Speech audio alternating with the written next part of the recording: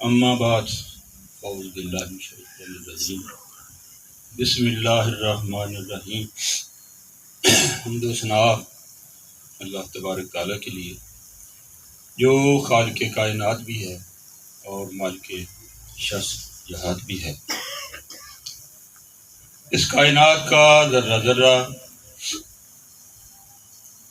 سمندروں کا قطرہ قطرہ، درختوں کا پتا پتا اسی کی پاکی بیان کرتا ہے، اسی کی حمد و ثنا بیان کرتا ہے۔ انسان اپنے طریقے سے اس کی حمد و ثنا بیان کرتا ہے۔ آپ کبھی دیکھیں کہ وہ شبنم کو بھی پہلے وضو کراتا ہے اور پھر وہ اس قابل پتے ہو جاتے ہیں کہ اس کا ذکر کریں۔ یہ خالق کائنات، مالک کائنات، اور جس مالک کی ہم بات کر رہے ہیں وہ رب محمد صلی اللہ علیہ وسلم، رب جبرائیل علیہ السلام ہیں اور رب اسرائیل ہیں۔ ہم ان کا ذکر کرتے ہیں۔ ان کے بعد اللہ تبارک تعالیٰ مجھے یہ توفیق دے جو کہوں سچ کہوں، اور اس کی توفیق کے بغیر تو کوئی بات نہیں کر سکتا۔ باتیں بہت ہیں، لیکن آج مجھے بلکہ زیادہ خوشی ہو رہی ہے کہ یہ وہ ہیرے، وہ انمول پھول کی پتیاں جو اس وقت موجود ہیں، چنے ہوئے ہیں۔ آج مجھے ایک ایسا میسج یاد آ رہا ہے آتے آتے ہی، جمال صاحب سے اس کو میں منسوخ کرتا ہوں۔ جمال صاحب سے کسی نے پوچھا کہ یہ محفل کب ہوگی، اگلی محفل کب ہوگی، تو انہوں نے بڑا خوبصورت جواب دیا کہ جس کو یہی نہیں پتا کہ میرے مرشد کی محفل کب ہوگی تو وہ مرید کیسا ہے۔ یہ محبت ہے آپ کی کہ آپ سب اس وقت پر تشریف لائے، اور حقیقت ہے کہ آپ ایک اچھے انداز میں یہاں پہ آپ کو بیٹھنے کا موقع ملا۔ اللہ تبارک تعالیٰ کی حمد و ثنا کے بعد درود و سلام نبی اکرم صلی اللہ علیہ وسلم کی ذات اقدس پہ، جن کی خاطر پوری کائنات بنائی گئی۔ جب رب نے یہی خیال تھا کہ میں پہچانا جاؤں تو نبی اکرم صلی اللہ علیہ وسلم کی ذات اقدس ان کی بعثت ہوئی، اور ان کی ذات اقدس بے مثال، تمام انبیاء اکرام کے کمالات، ان کے اوصاف نبی اکرم صلی اللہ علیہ وسلم میں یکجا ہوئے۔ تمام آسمانی صحیفوں کو اکٹھا کر کے قرآن پاک بنا، اور قرآن پاک کا خلاصہ سورہ الحمد شریف میں آیا، اور سورہ الحمد شریف میں پھر بسم اللہ شریف میں آیا، اور کائنات کا پورا راز بسم اللہ میں ایک نقطے کے اندر ابھی تک راز میں ہے۔ یہ وہ نقطہ ہے جو آج تک کھلا نہیں، جس کو کھولنے کی کوششیں کی گئیں۔ نبی اکرم صلی اللہ علیہ وسلم کو سب راز ان پر افشاں ہوئے۔ جب معراج شریف پر آپ تشریف فرما ہوئے تو روبرو سب باتیں آپ سے ہوئیں، بہت سارے راز کھلے۔ بسم اللہ شریف کے بارے میں عرض کرتا چلوں کہ شیطان ہے۔ شیطان کے بارے میں یہ ہے کہ وہ پہلے ہی سے کافر تھا، مگر اس کا جو ظہور ہوا وہ جب سجدے کا حکم ہوا اس وقت اس کا پتہ چلا۔ وہ زمین سے اٹھا، عبادت کر رہا تھا، اتنی عبادت کی کہ فرشتوں کا اس کو سردار بنا دیا گیا، استاد بنا دیا گیا، معلم بنا دیا گیا، اس کو ممبر پر بٹھا دیا گیا، اور وہ فرشتوں کو پڑھانے لگ گیا۔ ایک روز وہ بہشت میں گزر رہا تھا، بہشت میں ایک کمرہ دیکھا جو بند تھا۔ اندر جانے کی اس نے کوشش کی، لیکن فرشتہ جو ڈیوٹی پر تھا اس نے اس کو منع کر دیا، کہنے لگا آپ اندر نہیں جا سکتے۔ کہنے لگے کیوں؟ کہنے لگے اس لیے نہیں اندر جا سکتے کہ یہاں کئی ہزار سال، غالباً 5-10 سال جب 5000 سال آپ عبادت کریں گے تو پھر یہ دروازہ کھلے گا. ٹھیک ہے، وہ پھر عبادت میں لگ گیا. اب جس وقت اس نے اپنا، اس کو چلا کہہ لیں، ٹائم کہہ لیں، پورا کیا، دوبارہ گیا تو وہ تالا کھل گیا، کمرہ کھل گیا. جب کمرہ کھلا تو کمرے کے سامنے بسم اللہ الرحمن الرحیم لکھا ہوا تھا. اب جب اس کی نظر پڑی تو اس کو یہ خیال آیا، گمان آیا کہ میں نے اتنا عرصہ عبادت کی تو یہ لکھا ہوا ہے. اس روز سے وہ فارغ کر دیا، کیونکہ رب کا کلام تھا، رب کی حکمت تھی، بسم اللہ اور نقطہ سب کچھ تو اسی میں. اور اب مطلب یہ ہے کہ اس وقت سے اس کو وہ فارغ ہو چکا تھا، مگر اس کا جو ظہور تھا وہ نہیں ہوا. ظہور کب ہوتا ہے؟ جب حضرت آدم علیہ السلام کو فرشتوں کو حکم دیا گیا کہ سجدہ کرو. اس نے سجدہ نہیں کیا تو وہ پہچانا گیا. ایک تو اس میں راز یہ ہے کہ بسم اللہ الرحمن الرحیم ایک ایسی چابی ہے آپ جہاں بھی لگائیں گے اس کی خیر و برکت سے بہت ساری فضیلتیں اس سے ملتی ہیں کہ ہر کام آپ اللہ کے نام سے شروع کریں. جیسے ذبح کرتے ہیں، جانور ہے، کھانا کھاتے ہیں، کچھ بھی ہے، ایک تو یہ ذہن میں رکھیں.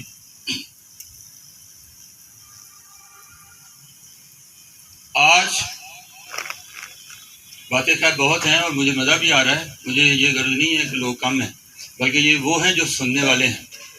یہ میں بتا دوں، یہ وہ ہیں جو سننے والے ہیں. اور آج بابا جی سرکار مجھے آج بھی اسی دل نشین انداز میں بیٹھے ہوئے، مسکراتے ہوئے، بڑی محبت سے یہ پوچھتے ہوئے نظر آ رہے ہیں کہ نعیم صاحب آپ آگے.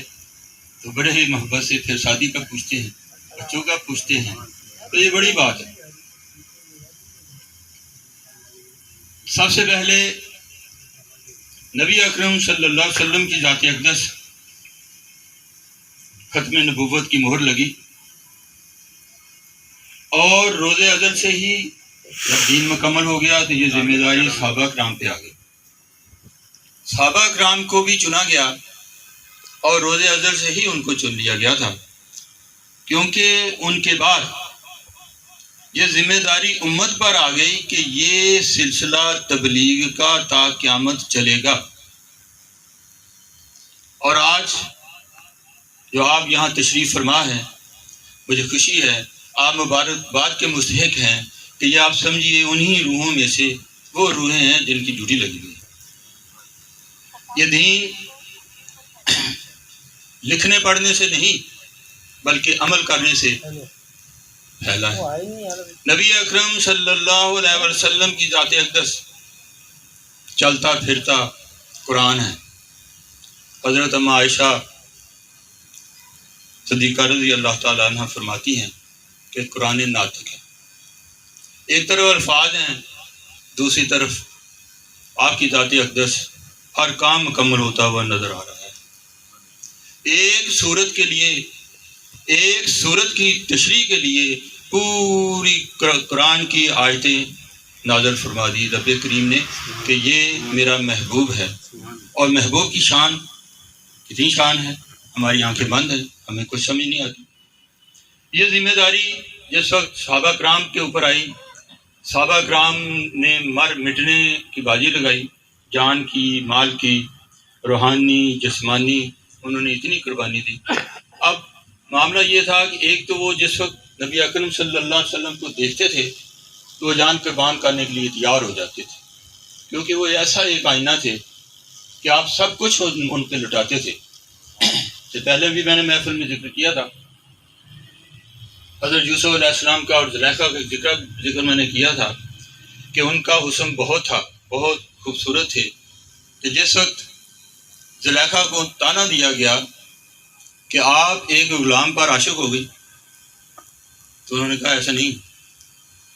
زلیخا نے سہیلیوں کو اکٹھا کیا، اپنے دوستوں کو اکٹھا کیا اور ایک جگہ بٹھا دیا، اور بٹھانے کے بعد سب کے ہاتھوں میں فروٹ دے دیا، آپ سیب سمجھیں، سبزیاں سمجھ لیں، اور چھریاں دے دی، کانٹے دے دی کہ یہ آپ پکڑیں اور حضرت یوسف علیہ السلام سے حضرت زلیخا نے کہا کہ آپ ایک نقاب اٹھا کے ان کے درمیان میں سے گزر جائیے. غلام کو پکڑا اور جس وقت وہ گزرنے لگے تو جتنی وہ دوست سہیلیاں تھیں انہوں نے اپنی انگلیاں کاٹ لی. حسن یوسف یہ تھا. اور نبی اکرم صلی اللہ علیہ وسلم کا حسن بھی ایسا ہی تھا کہ صحابہ کرام نے اپنی گردنیں کٹانے پر بھی دریغ نہیں کیا. ہاتھ انگلیاں نہیں کٹی بلکہ آپ نے گردنیں کٹا دی. اسلام ایسے نہیں پھیلا.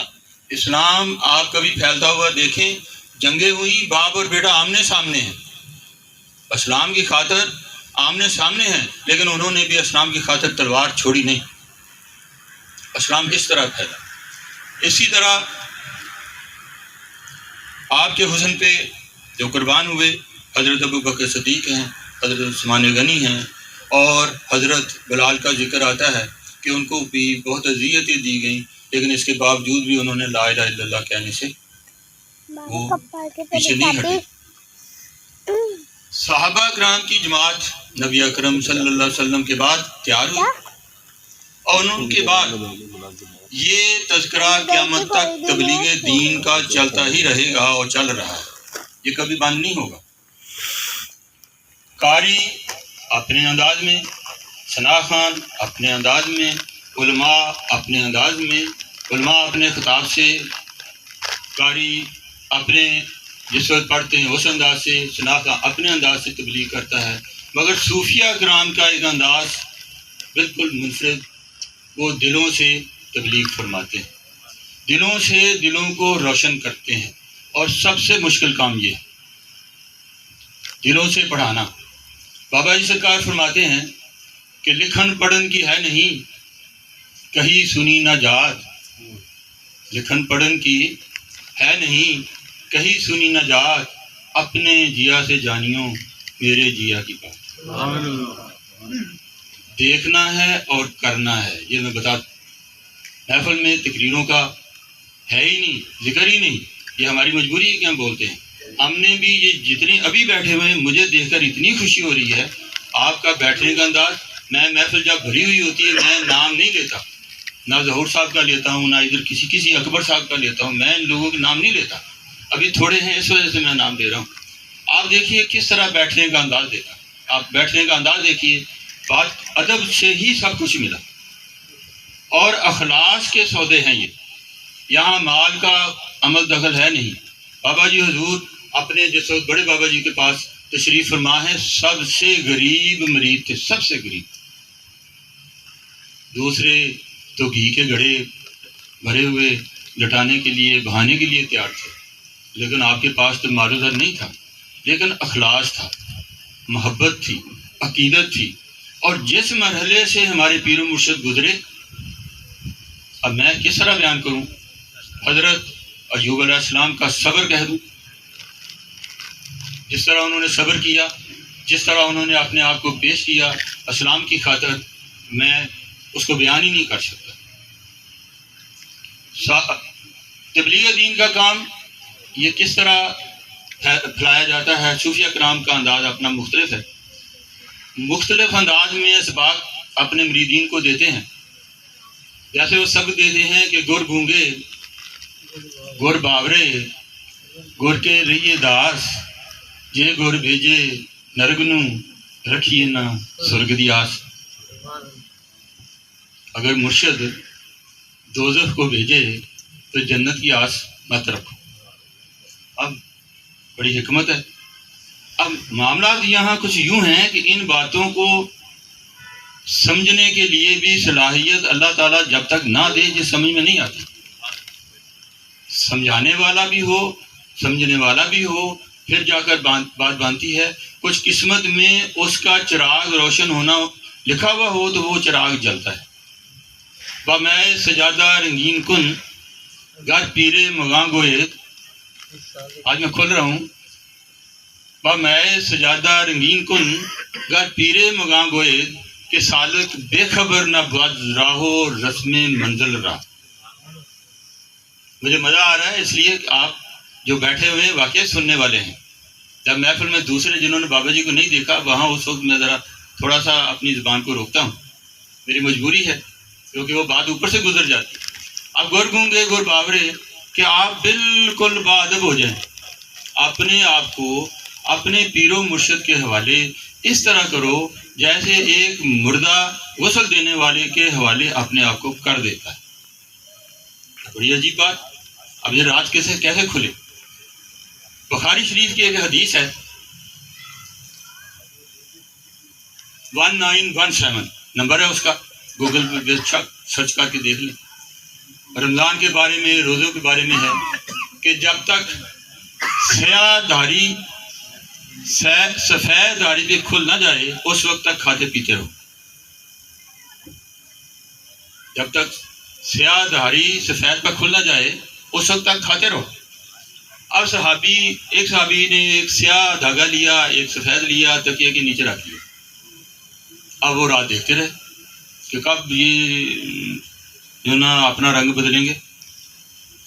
کوئی اور تھا، انہوں نے وہی دھاگا پاؤں کے ساتھ باندھ لیا، ہاتھ کے ساتھ باندھ لیا، اور صبح نبی اکرم صلی اللہ علیہ وسلم کی بارگاہ میں پیش ہوئے، عرض کی یا رسول اللہ ہم ساری رات دیکھتے رہے، ان کا تو رنگ بدلے نہیں۔ آپ فرمانے لگے کہ اس سے مطلب صبح ہے، فجر ہے، کہ جب تک فجر ہو جائے، فجر نہ ہو جائے اس وقت تک کھاتے رہیں۔ تو بات یہی ایسے ہی نکتے ہیں۔ قرآن پاک کو سمجھنے کے لیے کچھ سمجھانے والا بھی چاہیے۔ قرآن پاک آپ یہ دیکھیے کہ عربی زبان اس وقت عرب میں وہ فصیح و بلیغ ہیں، سب سے زیادہ عربی وہ سمجھتے ہیں۔ ہم تو جا کے پیچھے نمازیں پڑھتے ہیں، ہمیں کچھ پتہ نہیں۔ ابھی ادھر بھی ایسا ہی ہے کہ حضرت صاحب نماز پڑھاتے ہیں، امام صاحب، تو ہمیں نہیں پتہ کیا ہو رہا ہے، لیکن ان کو تو سارا پتہ ہے۔ ان کا تو لب و لہجہ جب جیسی آیت ہوتی ہے ویسا وہ رونا شروع کر دیتے ہیں۔ اس کی وجہ یہ تو اہل زبان ہے۔ لیکن اس کے باوجود جو اصل بات ہے، قرآن پاک کو سمجھانے کے لیے بھی کوئی چاہیے تھا، کسی کی ضرورت تھی۔ ایسا ہو جاتا کہ قرآن پاک کو خانہ کعبہ کی چھت پہ نازل اللہ تعالیٰ فرما دیتا، وہ خود ہی پڑھتے جاتے اور عمل کرتے جاتے، لیکن ایسا نہیں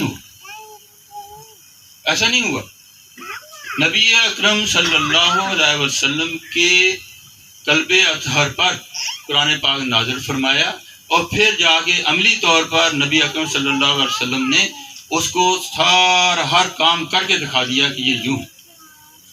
کسی بات کی سمجھ نہ آئے، نبی اکرم صلی اللہ علیہ وسلم کی ذات اقدس دیکھ لی تھی۔ اس وقت یہ ساری باتیں پھر صوفیہ کرام نے اپنے اوپر عملی طور پر ان کو اپنا لیا۔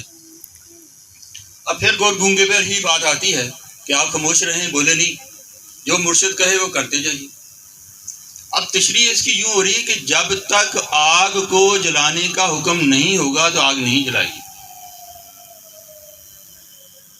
آگ کو جب تک جلانے کا حکم نہیں ہوگا، وہ دوسرا شعر جو میں نے پڑھا وہ بھی اوپر سے گزرنے والا ہے کہ اپنا مسئلہ شراب میں جی ڈبو لو۔ اب دو بندہ سننے والا کہے گا یہ کیا کہہ رہے تھے؟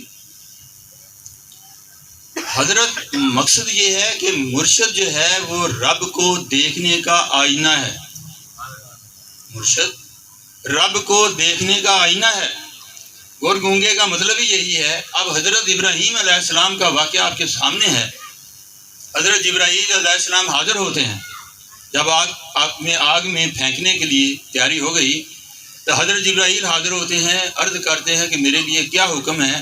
تو آپ فرماتے ہیں کہ کیا اللہ تعالیٰ نے آپ کو بھیجا؟ جو رب کا حکم ہے وہ بس وہ ہونے دیں۔ یہ رضا ہے۔ آج ہماری نمازیں، آج ہمارے اعمال، آج ہمارے عمل یہ ضائع کیوں ہو رہے ہیں؟ اس کی وجہ کیا ہے؟ اس کے اندر اخلاص نہیں ہے، خلوص نہیں ہے، محبت نہیں ہے، چاہت نہیں ہے۔ ایک ہی قدم پہ آپ ولی بنا دیتے ہیں۔ یہ اس کا بھی ذکر ہوا، بہشتی دروازہ جس کی مثال ہمارے سامنے ہے۔ ان کو اگر سمجھنے کی کوشش کی جائے، آج اس راز کو بھی تھوڑا سا میں اور کھولنے کی کوشش کرتا ہوں جتنی میری عقل ہے۔ عمرے پہ جائیں یا حج پر جائیں، جو گئے ہیں وہ دیکھ لیں، جس وقت وہاں وہ جاتے ہیں نماز پڑھتے ہیں، ان کا جسم جب وہ اٹھتے بیٹھتے بالکل ہلکا ہو جاتا ہے۔ جب وہ نماز پڑھتے ہیں وہ جسم پہلے وزنی ہوتا ہے، اس کے بعد وہ ہلکا ہو جاتا ہے۔ مقصد یہ ہے کہ عمرے کے بعد، حج کے بعد زیارت کعبۃ اللہ کے بعد جب بندہ دنیا میں اپنے واپس آتا ہے تو اس کی مثال یوں ہے جیسے بچہ ابھی دنیا میں آیا ہے، وہ گناہوں سے پاک کر دیا جاتا ہے۔ لیکن ہوتا کیا ہے؟ ہوتا یہ ہے کہ جب شیطان کو کنکریاں ماری جاتی ہیں تو شیطان کو رو نہیں رہا ہوتا، وہ تو خوش ہو رہا ہوتا ہے۔ وہ کہتا ہے ذرا کمرے میں واپس ہو جاؤ، ادھر تو 3 دن کے لیے آئے ہو، 4 دن کے لیے آئے ہو، ذرا واپس جانا، پھر میں دیکھتا ہوں۔ بندہ کمرے میں جاتا ہے، احرام بدل لیتا ہے، اس کے بعد فریش ہوتا ہے، وہ مارکیٹ میں نکل جاتا ہے، وہاں پہ موبائل خریدتا ہے، کچھ بچوں کے لیے، کچھ اپنے لیے، اس کے بعد واپس آ کے اس کو دیکھنا شروع کر دیتا ہے۔ جہاز میں بیٹھتے بیٹھتے وہ اپنا سارا کچھ ضائع کر بیٹھتا ہے، جتنی اس نے کمائی ادھر کی ہے ساری کی ساری ضائع کر لیتا ہے۔ اور آج بھی جو یہ بات کر رہے ہیں کہ ایک ہی قدم پر وہ ولی بنا دیتے ہیں، ولی تو بنا دیتے ہیں، لیکن یہ اٹھ کے جانے کے بعد کیا ہوتا ہے؟ ہم اپنے اکاؤنٹ میں اتنے پیسے جمع نہیں کراتے جتنے نکلواتے ہیں۔ اکاؤنٹ میں پیسے جمع ہم جب کرواتے ہیں، جس وقت وہ نکلواتے ہیں وہ اسی وقت اس کو نکلوانا شروع کر دیتے ہیں، بلکہ ہوتا یہ ہے کہ آپ کریڈٹ پہ وہ اس سے بھی زیادہ نکلوانا شروع کر دیتے ہیں۔ ہمارے نیکیاں کمانے کا جو انداز ہے وہ اور ہے، لیکن اس کے ساتھ ہی جو نیکیوں کو ہم ضائع کر بیٹھتے ہیں وہ فوراً ہی ضائع کر بیٹھتے ہیں۔ اب اخلاص، محبت اور عقیدت بزرگوں نے کہاں سے سیکھی؟ بزرگوں نے بہت محنت کی۔ اس وقت روشنی پھیلی ہوئی ہے ہر جگہ پہ، اسلام کی، چاہے حضرت دادا گنج بخش رحمۃ اللہ علیہ ہوں، اجمیر شریف والی ہستی ہوں، فرید الدین شکر گنج ہوں، انہوں نے قربانیاں دی ہیں۔ حضرت جنید بغدادی رحمۃ اللہ علیہ کا واقعہ ہے کہ میں نے اخلاص جو ایک نائی سے حجام سے سیکھا۔ اچھا کیسے؟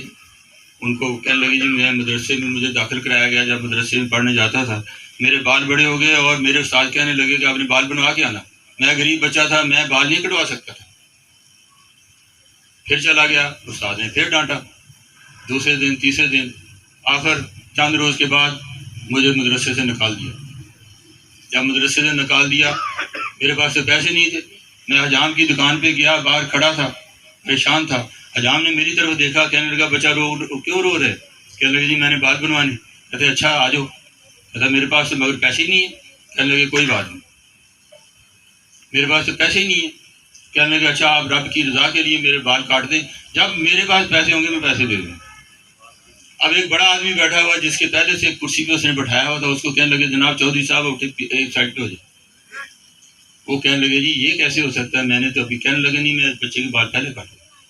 بچے کو کرسی پہ بٹھایا اور جس وقت کینچی اس طرح چلتا تھا وہ بسم اللہ بسم اللہ بسم اللہ کرتا تھا،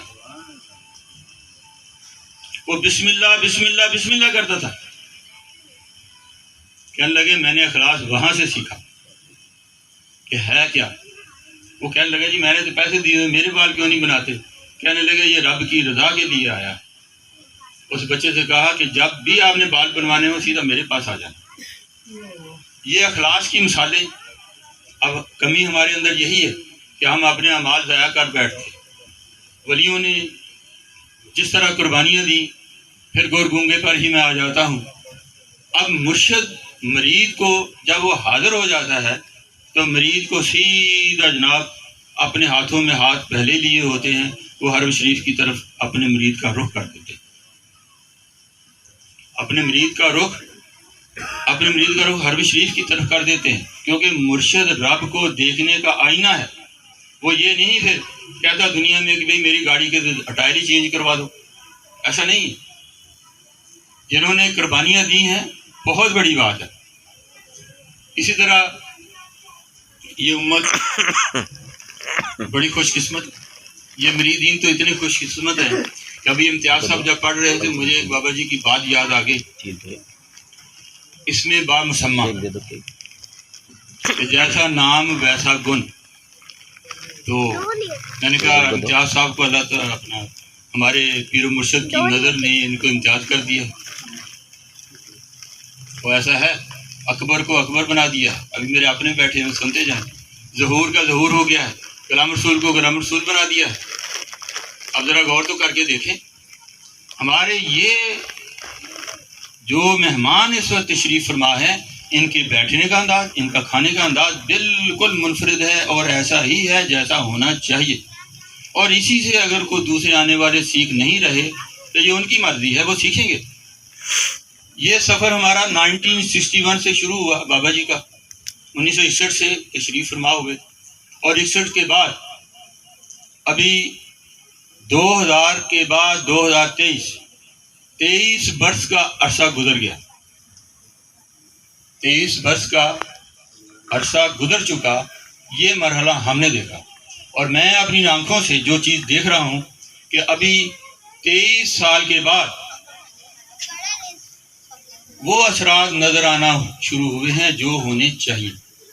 سچی بات ہے، پچھلی 2-3 محافل سے یہ آنا شروع ہوئے، جس میں لنگر کے بارے میں بھی بات ہوئی، پھر ہمارے انور صاحب نے بھی کھینچا، پھر ہمارے دانش صاحب بھی آئے، انہوں نے اپنے انداز سے بتایا۔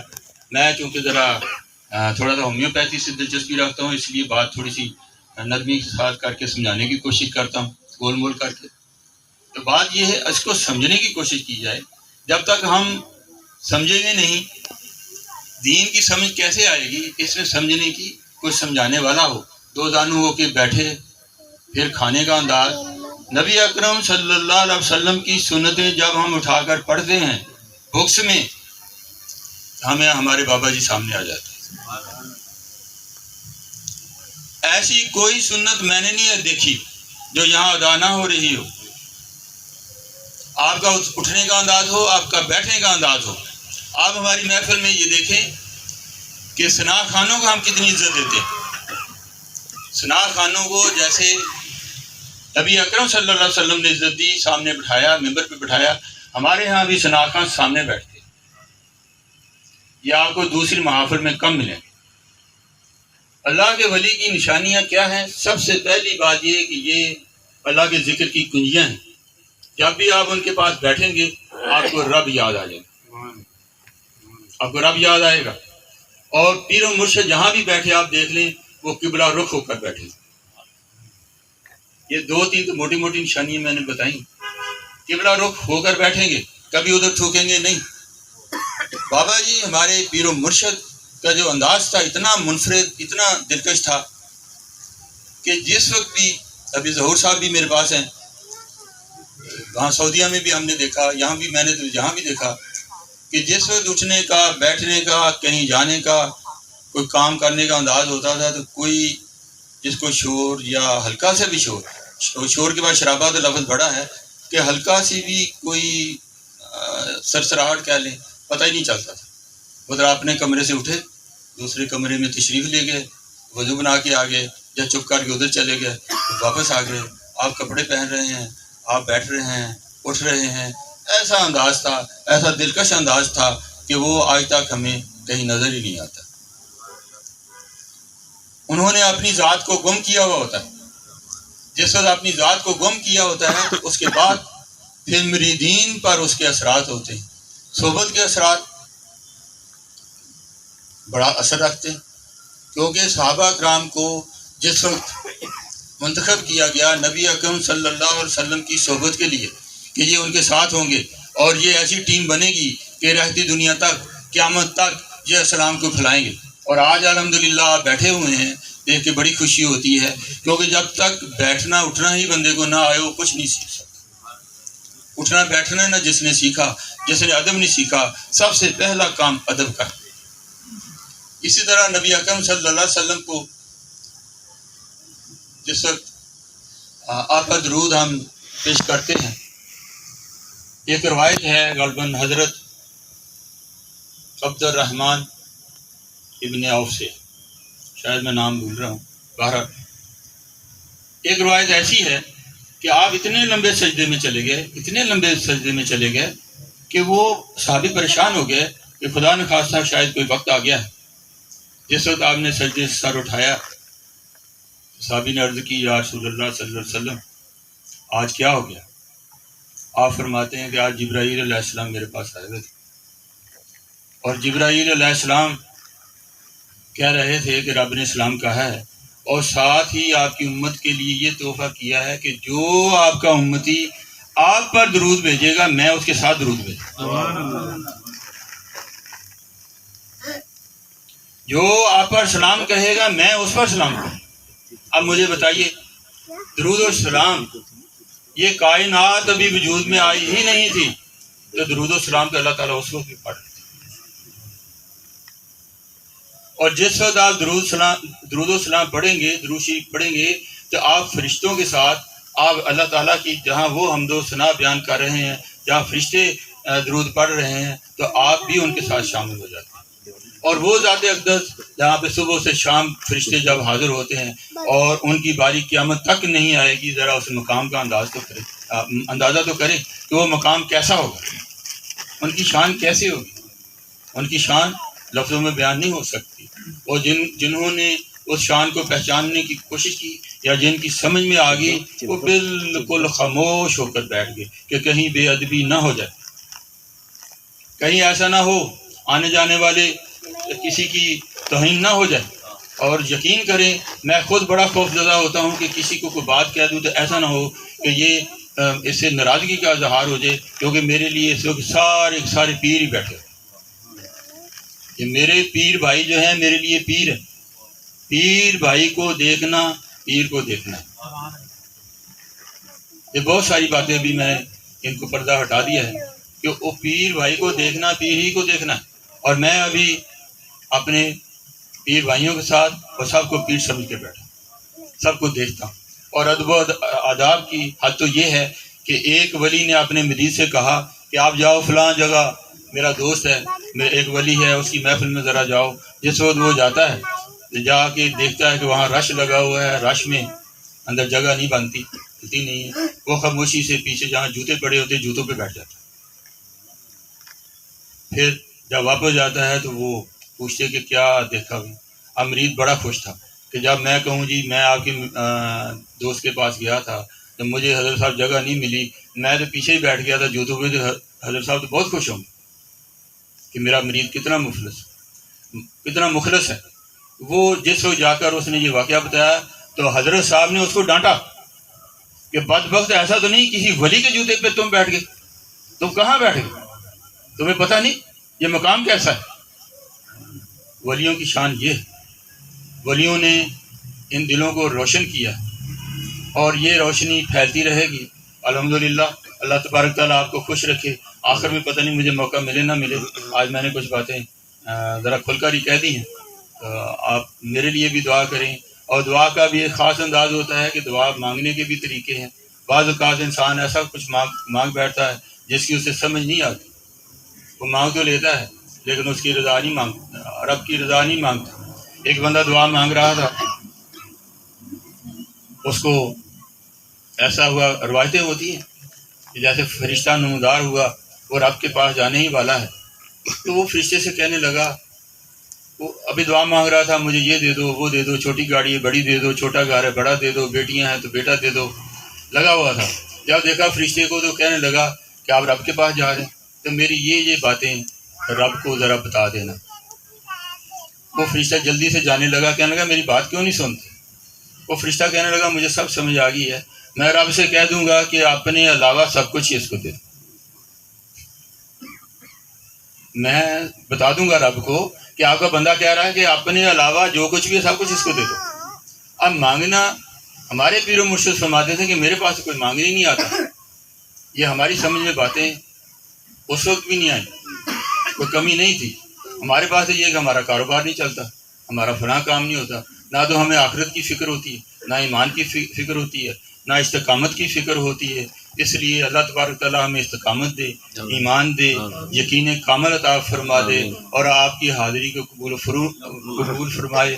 آخر میں اگر مجھے کوئی وقت ملا 2-4 منٹ کلوز کرنے کے لیے کر دوں گا، نہیں تو آج میرا خیال ہے اسی کو کلوز سمجھے. امتیاز کو امتیاز بنایا ہے، صابر کو صابر بنایا ہے. یہ بھی میں نے کمر کو کمر بنا گئے ہیں، کمر کو وہ کمر بنا گئے. آپ دیکھتے تو جائیں، امداد کو امداد کرنے والا بنا دیا. اب یہ حکمتیں ہیں. اللہ تعالیٰ آپ کی حاضری قبول فرمائے، میری بھی حاضری قبول فرمائے. امتیاز صاحب نے ماشاءاللہ بہت اچھے انداز میں یہ بھی ہماری حسرت پوری ہو گئی کہ ہمیں اب انتظار کرنا نہیں پڑتا کسی کا.